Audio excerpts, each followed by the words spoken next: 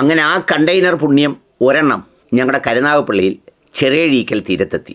അതിൽ ഇത്ര പെരുത്ത് പറയാനെന്തിരിക്കുന്നു എന്ന് ചോദിച്ചാൽ, ചിലതൊക്കെ നമ്മൾ പറയാറില്ലേ, വർഷങ്ങൾ കൊണ്ടുള്ള സ്വപ്നം, ആഗ്രഹം, ലക്ഷ്യം അതൊക്കെ നേടി എന്ന് പറയുന്നത് പോലെ ഇപ്പോൾ എത്തിയിരിക്കുന്നത് ഈ പരീക്ഷണത്തിൻ്റെയും കരുതലിൻ്റെയും ഒക്കെ കണ്ടെയ്നറാണെങ്കിൽ, പണ്ട് മുതലേ ഞങ്ങളെ എപ്പോഴും കടൽ തീരത്ത് കണ്ട ഒരു കണ്ടെയ്നറുടെ കഥയുണ്ട്.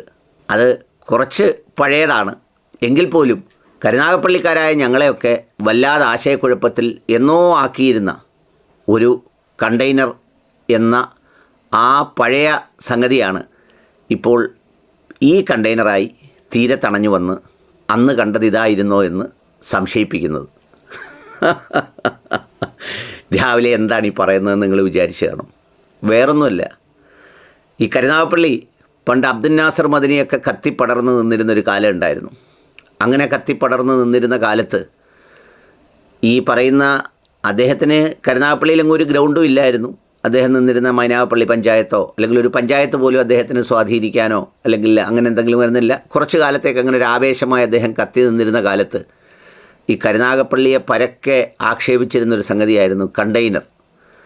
നീണ്ടകരയിൽ അങ്ങ് അകലെ കണ്ടെയ്നർ വന്നു, കണ്ടെയ്നറിൽ ദുരൂഹത, ആ കണ്ടെയ്നർ പച്ച കണ്ടെയ്നറാണ്, കണ്ടെയ്നർ നിറച്ച് നോട്ടായിരുന്നു, കണ്ടെയ്നർ നിറച്ച് അങ്ങനെയായിരുന്നു ഇങ്ങനെയായിരുന്നു എന്നൊക്കെ പറഞ്ഞ് ഈ എല്ലാ നഗരങ്ങളെയും പോലെ കരുനാഗപ്പള്ളിയും വളരെ ഫാസ്റ്റായിട്ടാണ് ഡെവലപ്പ് ചെയ്തത്.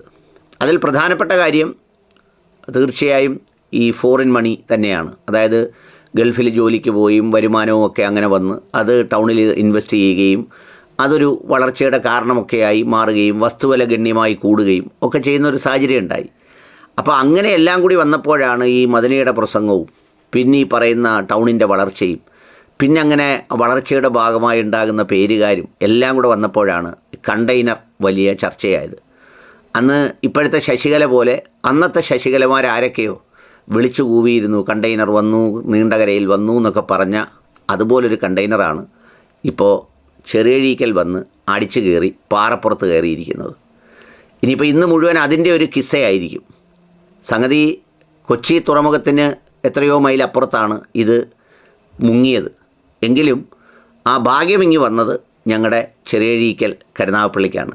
2-3 ദിവസമായി ഭാഗ്യം ഇവിടെയൊക്കെ കിടന്ന് കറങ്ങുകയാണ്. ഏതായാലും ഇനിയിപ്പം അവിടെ പോലീസ് എത്തി, വലിയ ആൾക്കൂട്ടമൊക്കെ ഉണ്ടായി. ഇനി അത് കൊണ്ടുപോകുന്നതും മാറ്റുന്നതും നിയന്ത്രിക്കുന്നതും തുറക്കുന്നതും പിന്നെ ഈ കണ്ടെയ്നറിനകത്ത് എന്താണെന്നറിയത്തില്ല, വല്ലാത്ത വിഷവാതകങ്ങളുണ്ട് എന്നൊക്കെ ഓരോരുത്തർ പറയുന്നുണ്ട്.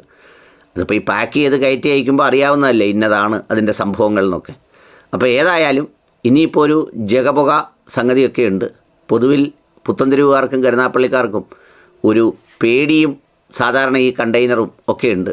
കാരണം ഈ സ്ഥലത്താണ് പണ്ട് ഈ ഗ്യാസ് ടാങ്കർ പൊട്ടിത്തെറിച്ച് ദുരന്തമുണ്ടായതും പിന്നെ സുനാമിയിൽ കുറേ മനുഷ്യർക്ക് ജീവൻ നഷ്ടപ്പെട്ടതുമൊക്കെ ഇതേ തീരത്തും ഇതേ പ്രദേശങ്ങളിലുമൊക്കെയാണ്. ഏതായാലും ആരോപണത്തിൻ്റെ കണ്ടെയ്നർ വലിയ അനുഗ്രഹത്തിൻ്റെ കണ്ടെയ്നറായി മാറട്ടെ എന്നാണ് എൻ്റെ ഒരിത്.